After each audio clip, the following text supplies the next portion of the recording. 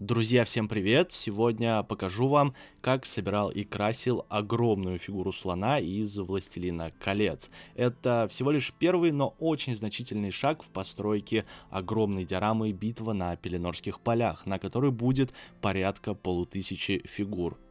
Первым делом отделяю все детали от ледников, только лишь бивни здесь размером больше, чем фигурка в 35-м масштабе.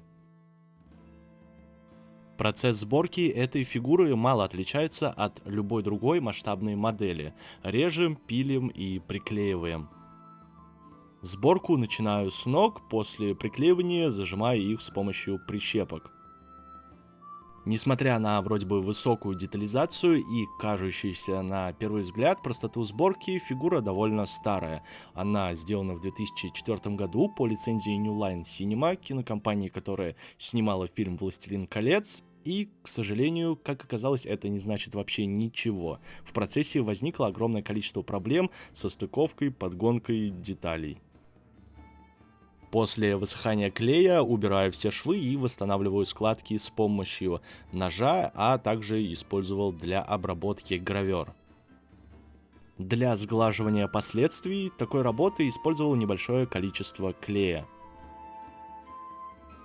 Дальше склеиваю друг с другом две половинки.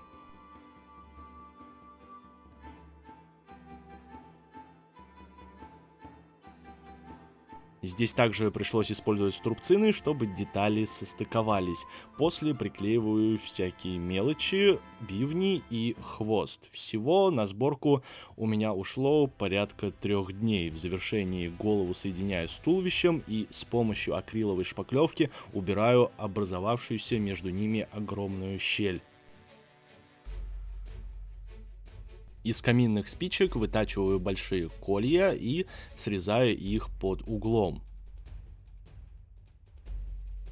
И делаю маленькие колья из обычных зубочисток. Большие колья на суперклей приклеиваю по кругу в нижнюю часть ног, а мелкие колья приклеиваю на бивни.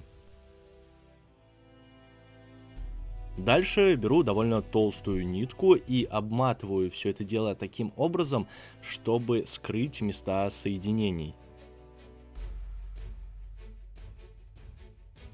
Для удобства покраски фигуру собрал не полностью и первым делом покрываю ее тонким слоем белой грунтовки. Покраску начинаю с верхней части, с вот этой огромной надстройки на спине слона. Цвета использую от светло-песочного до темно-коричневого.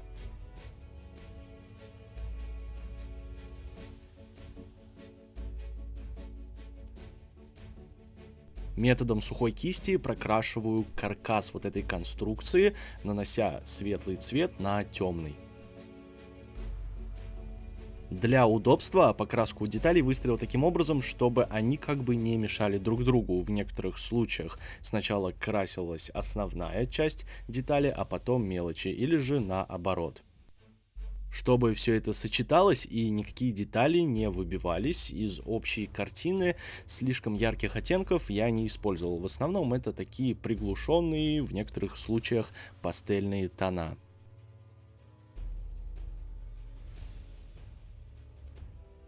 Добавив в базовый цвет белой краски, наношу высветление, держа кисть параллельно поверхности. И на всю поверхность наношу смывку темно-коричневого цвета.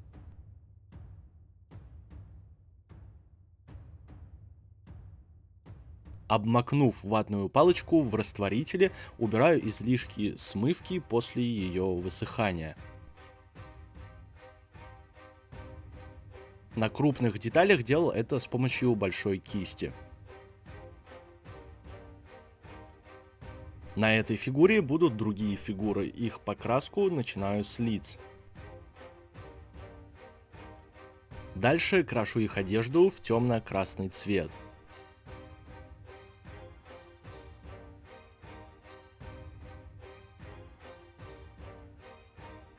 В темно-серый цвет крашу накидки.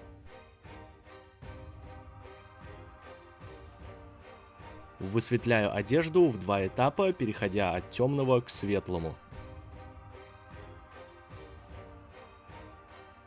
После этого прокрашиваю оставшиеся мелочи, обувь и оружие.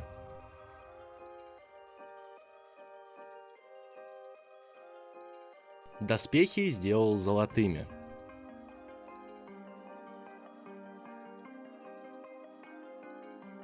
Тени нанес с помощью акриловой проливки, использовав соответствующий оттенок для каждого из цветов.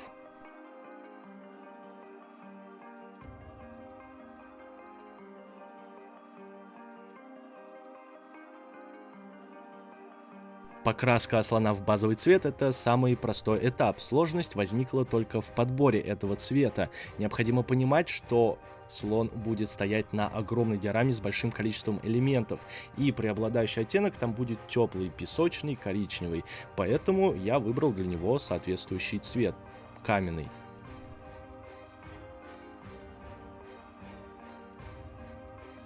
После базового слоя наношу более холодный оттенок с помощью жидко разбавленной акриловой краски.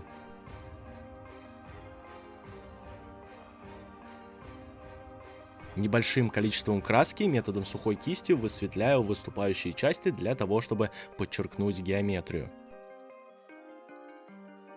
Бивни крашу в цвет слоновой кости, нитки в бежевый. Также прокрашиваю ногти и колья.